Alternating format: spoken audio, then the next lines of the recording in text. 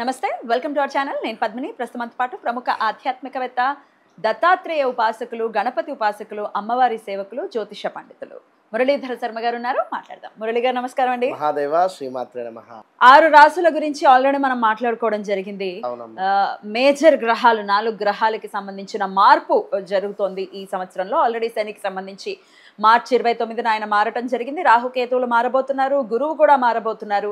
Major గ్రహాలు ఇవే. మిగతావన్నీ నెలకోసారి 2 రోజులకోసారి ఇట్లా 45 రోజులకు ఒకసారి మిగతా గ్రహాలు మారతాయి. సూర్య చంద్రులు శుక్ర బుధ కుజుడు.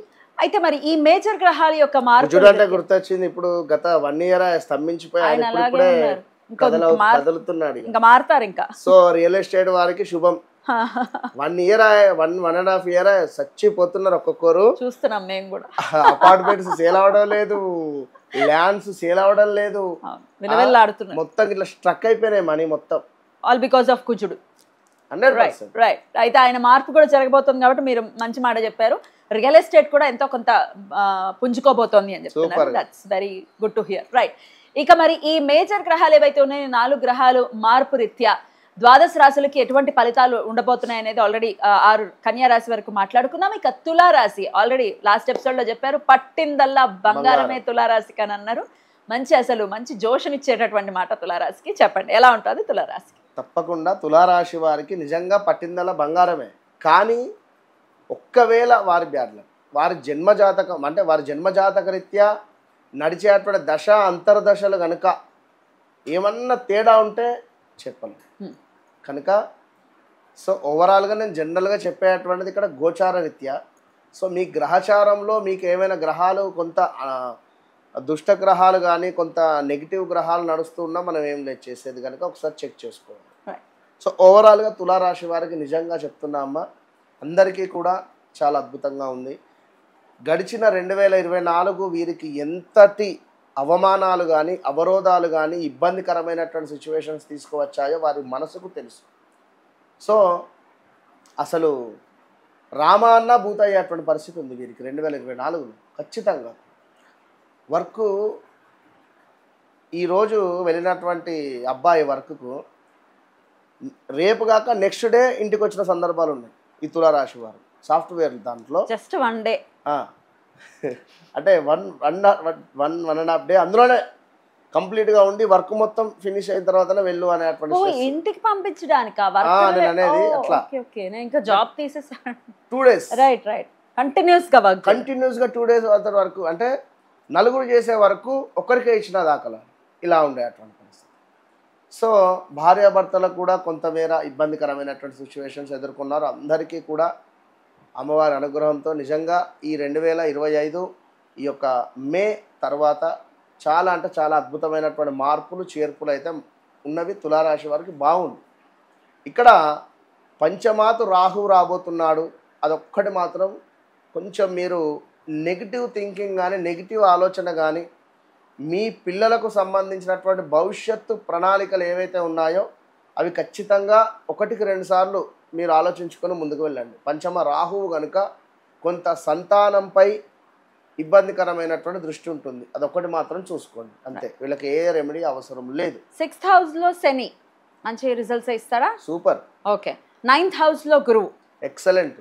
అంతే, ఇక వేరే విషయం లేదు, మాట్లాడుకోవడం లేదు. రెమెడీస్ కూడా ఇక రాహుకి సంబంధించి దుర్గమ్మ ఆరాధన విశేషవంతమైన వీరు చేసుకోవచ్చును. అంటే వీరి పిల్లలకు సంబంధించిందని చెప్తున్నాను. విదేశీ ప్రయాణం ఒకటి చూసుకోవాలి. కొంత ఉన్నతమైనటువంటి పనులు చేసే సందర్భాలలో వీరి జాతకంలో ఇన్ కేస్ రాహువు కనుక మనకు వృశ్చికంలో కానీ మేషంలో కానీ లేదా కొన్ని మనకు ఇక్కడ కర్కాటకంలో కానీ కొన్ని స్థానాలలో ఈ రాహు ఉండకూడదు. ఒకవేళ వీరు జన్మించిన సమయానికి ఈ రాహు గ్రహం కనుక ఈ స్థానాలలో ఉంటే వీరికి కొంతమేర ఇబ్బంది చూసుకోవచ్చు. రైట్ అండి. ఇక తులారాశి అయిపోయింది. ఇక వృశ్చిక రాశి వీళ్ళకి కూడా అర్ధాష్టమ శని కంప్లీట్ అయిపోయింది. ఇంకా మేము హ్యాపీగా ఉండొచ్చు అనుకునే వీరికి అష్టమ గురువు రూపంలో ఉన్నారు. గురువు అష్టమ స్థానంలోకి రాబోతున్నారు. మరి ఎలా ఉండబోతోందండి వృశ్చిక రాశికి? ఇప్పుడు మన అదేమిటి పెనంలో నుండి పొయ్యిలో పడ్డట్టుగా ఉంటుంది. ముఖ్యంగా వాహన ప్రమాదాలు. ఫస్ట్ ఈ వాహన ప్రమాదాలు అనగానే నేను ఎందుకు ఈ మాట చెప్తున్నాను అంటే, ఇద్దరు వృశ్చిక రాశి వారు కూడా నాకు దగ్గర మిత్రులు. జనరల్గా బైక్ మీద వెళుతూ అంటే వీరికి ఆల్రెడీ నేను వేరే జనరల్గా ఛానల్లో నేను చెప్పి ఉన్నాను ప్రిడిక్షను. సో వారు అది చూసి నాకు కాల్ చేశారు.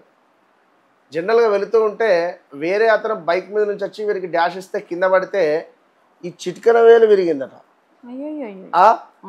మొన్ననే 1 వీక్ అవ్వటం లేదు. ఇంకొక అతను ఫోన్ మాట్లాడుకుంటూ కారు తీసుకువెళ్ళాడు, పెట్రోల్ పంప్లో పెట్టాడు, ఫోన్ మాట్లాడుకున్నాడు. ఆ పెట్రోలా సార్ పెట్రోలా డీజిల్ అని వాడు అడిగిందా లేదా తెలియదు, ఈయన చెప్పినా తెలియదు. అది అందులో డీజిల్ పోయాలి, పెట్రోల్ పోసింది.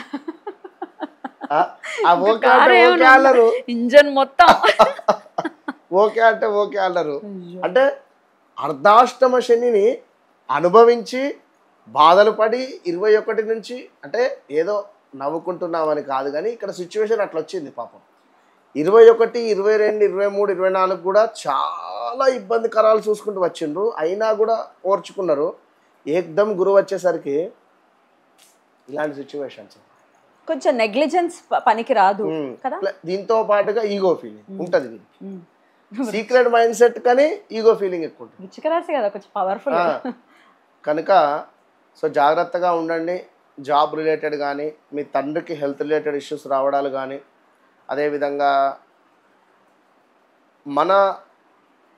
మనం నమ్మిన వ్యక్తుల నుంచి మనకు వెన్నుపోటు అయ్యేటువంటి సందర్భాలు ఉంటాయి. మన ఇంటి ముంగడి వాళ్ళే అని అనుకుంటాం. సో వారే మన గురించి చెడుగా చెప్తారు ఇంటి పక్క వాళ్ళకు. ఆ ఇంటి పక్క వాళ్ళే మళ్ళీ వచ్చి మనకు చెప్తారు నీ మీద వాళ్ళు అట్లా ఏడుస్తుర్రు అని. ఏం చేయలేని పరిస్థితి.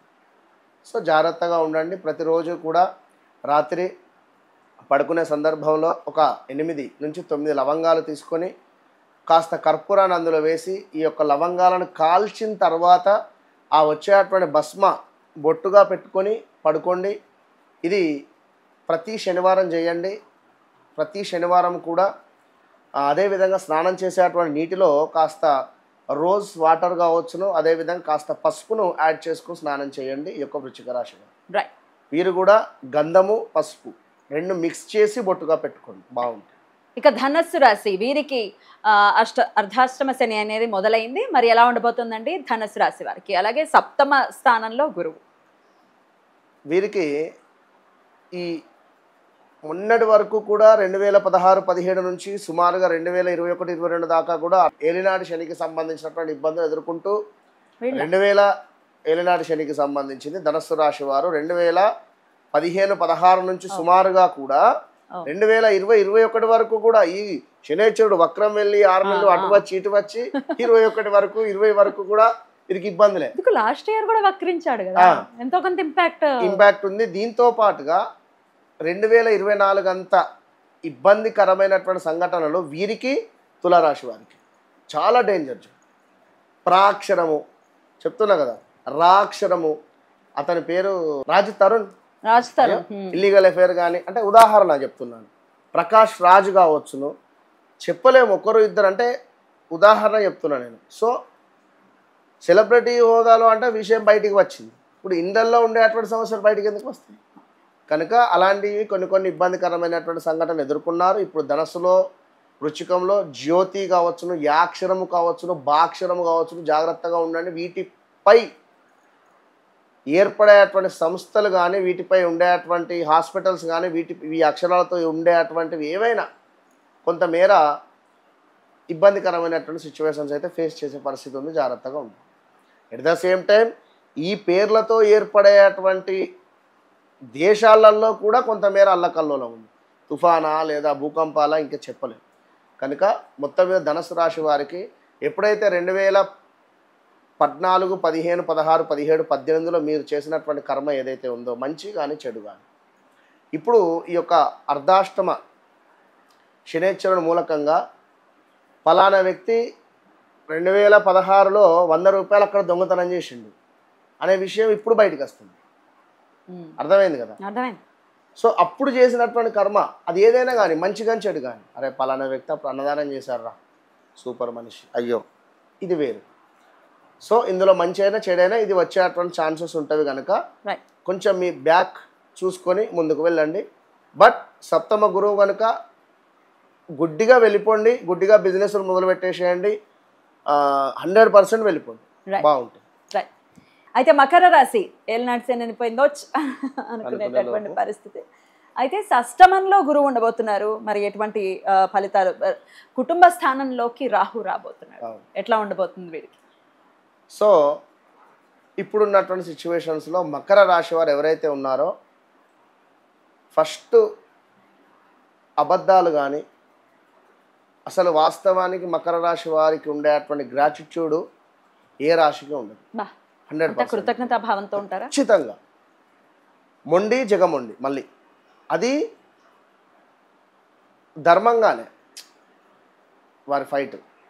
సో సెల్ఫ్ రెస్పెక్ట్ ఎక్కువగా ఉంటుంది. నేనేమంటా అంటే ఇప్పుడున్నటువంటి సిచ్యువేషన్స్లో ఎక్కువగా బుర్రలోకి ఎక్కించుకోకండి. ఇట్లా ఏలువెట్టి చూపిస్తేనే మీకు ఆ రోజు రాత్రి నిద్ర పట్టదు. మీరు ఎవరు నన్ను ఏలువెట్టి చూపెట్టింది ఏంది అనేటువంటి ఒక ఆలోచన, నన్నే ఏలువెట్టి చూపెట్టాడు ఏంది, ఎందుకు అనేటువంటి ఆలోచనతోనే ఉంటారు ఎక్కువగా. సో ఎక్కువగా విషయాలను మైండ్లోకి ఎక్కించుకోవడం వల్ల స్ట్రెస్ ఫీల్ అయ్యే పరిస్థితి ఉంటుంది, ఎక్కువగా కూడా హెల్త్ ఖరాబ్ అయ్యే పరిస్థితి ఉంటుంది. ఆరో భావంలోకి గురువు కనుక జాబ్ రిలేటెడ్ మాత్రం బ్యాడ్ నేమ్స్ అయితే వస్తుంది. అది ఏదైనా కావచ్చు, మీరు ఎంత వర్క్ చేసినా చేయలేదు అనేటువంటి భావన కానీ సరిగా, లేదా పై అధికారుల నుండి చివాట్లు కానీ, పై అధికారులు ఏకదం రావడం, ఏమైనా సందర్శించడం కానీ, లేదా ఇది ఇట్లా ఉంది అట్లా ఉంది అని చెప్పి ఫైల్ కానీ, డాక్యుమెంట్స్ కానీ, పేపర్ రిలేటెడ్ కానీ ఏదైనా ఇష్యూస్ వచ్చేటువంటి పరిస్థితి అయితే ఉంటుంది. జాగ్రత్తగా ఉండండి. రెండో భావానికి రాహు రాబోతున్నాడు కనుక కొంతమేర కుటుంబంతో అంటే సఖ్యత తక్కువ ఉండే పరిస్థితి ఉంటుంది. సో ఇక్కడ మనం ఏం చేయాలి అంటే ఎక్కువగా మాట్లాడకూడదు. ఎంత తక్కువ మాట్లాడితే అంత మంచిది. అంటే వాదన ఎక్కువగా కూడా వాదించేటువంటి ప్రయత్నం చేయకూడదు. సో శనేశ్వరుడు మీకు సంఘంలో గౌరవ మర్యాదలు ఇస్తాడు.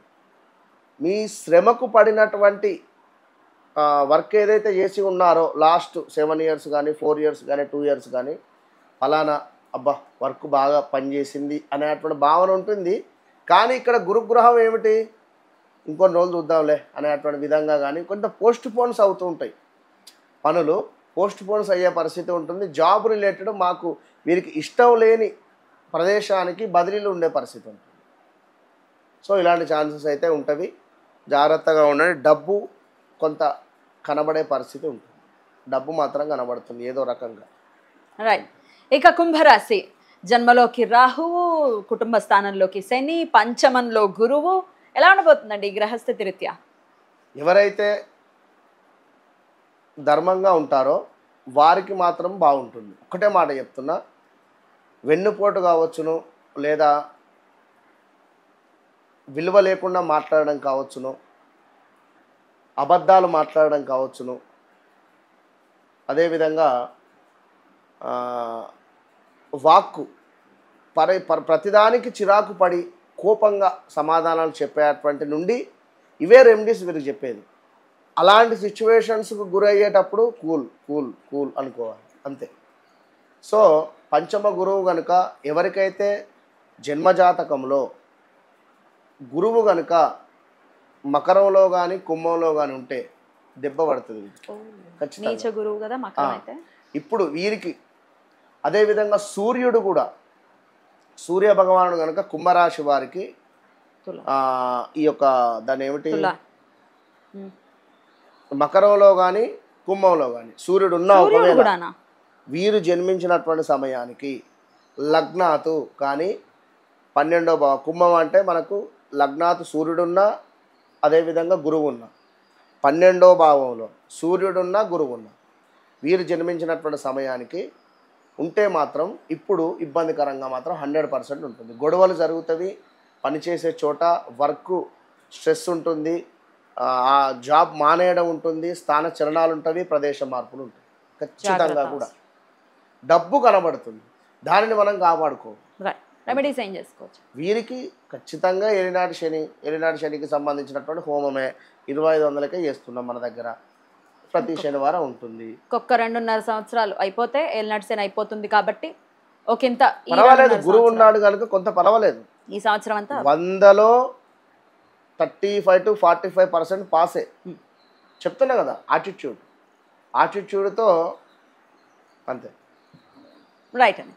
ఇక ఫైనల్గా మీనరాశి సెకండ్ ఫేజ్ ఆఫ్ ఏలినాటి శని, అంటే ఇంకా 5 ఏళ్ళు ఉంది ఏలినాటి శని కదా. మరి ఈ సెకండ్ ఫేజ్లో అంటే జన్మలోకి శని రావటం, వ్యయంలోకి రాహు రావటం, అలాగే 4వ భావంలోకి గురువు వెళ్ళటం అనేది ఎటువంటి ఫలితాలను ఇస్తుంది మీనరాశి వారికి? కొంతమేర డబ్బు అధికంగా ఖర్చు అయ్యే ఛాన్సెస్ ఉంటుంది. సో స్థాన చలనాలు, ప్రదేశ మార్పులు, గృహానికి సంబంధించి నిర్మించుకోవాలి అనేటువంటి ఆలోచన రావడము, ఈ 1 ఇయర్లో ఎక్కడైనా ఇన్వెస్ట్మెంట్ చేయడం కావచ్చును. అదేవిధంగా ఎవరైతే ఈ యొక్క మీడియా రంగంలోకి రావాలి అనుకుంటున్నారో, మీనరాశికి సంబంధించినటువంటి సెలబ్రిటీస్ ఎవరైతే ఉన్నారో వారు కొంత ఈ సంవత్సరము ఒక వెలుగులోకి వచ్చే పరిస్థితి ఉంటుంది ఏదో రకంగా. అదేవిధంగా మీడియా రంగంలో ఉండేటువంటి వారికి మాత్రం చాలా బాగుంటుంది. మీనరాశి వారికి కొంత స్థాన చలనాలు, ప్రదేశ మార్పులు అని చెప్పుకున్నాం. లగ్నాతు శనేశ్వరుడు ఉన్నాడు కనుక శరీరం కాస్త బద్ధకస్తంగా అనిపిస్తుంది. తప్పకుండా సూర్యోదయం కంటే ముందే నిద్రలేవాలి. ఒక దీపారాధన చేసిన తర్వాత అందులో 3 లవంగాలు వేయండి. ప్రతిరోజు 108 రోజులు దీపారాధన చేయండి. ఆవ నూనెతో దీపారాధన చేసి అందులో 3 లవంగాలు వేయడం వల్ల శనేశ్వరుని యొక్క అనుగ్రహము కొంతమేర పొందే పరిస్థితి ఉంటుంది. రైట్, అంతేనండి. రైట్ అండి, చాలా చక్కగా వివరించారు. ఈ 6 రాశుల వాళ్ళకి కూడా ఎటువంటి ఫలితాలను ఇవ్వబోతున్నాయి మేజర్గా ఈ 4 గ్రహాలు అనేవి. అందులో కూడా ప్రత్యేకించి చూసుకుంటే గురువు, శని, రాహువులకి సంబంధించి అయితే చాలా వివరంగా తెలియజేశారు. అయితే ఇక మారిన తర్వాత ఇంకొంచెం ఎలాబరేటివ్గా, అంటే గురువు మారిన తర్వాత 12 నిమిషాలు ఎలాబరేటివ్గా సంవత్సరం పొడవునా చేసుకోవాల్సినటువంటి అంటే పరిహారాలు అనుకోవచ్చు, తీసుకోవాల్సినటువంటి జాగ్రత్తలు అనుకోవచ్చు, ఇవన్నీ కూడా తెలియజేసేటటువంటి ప్రయత్నం ఖచ్చితంగా చేస్తాం. కాబట్టి నెక్స్ట్ వీడియోస్లో అవి ఉంటాయి. సో ఈ 12 రాశులు కూడా మంచిగా ఫలించినటువంటి అవసరం లేదు. ఎందుకంటే పూర్తిగా ఒక 60% మన యొక్క మైండ్ సెట్ మీద ఆధారపడి, రైట్, సంకల్ప బలం 60% కూడా మనం పాజిటివ్గా ఉంటే, రైట్, బలంగా ఉంటే సరిపోతుంది. చాలా చక్కగా వివరించారండి. Thank you so very much. నమస్తే. మహాదేవ.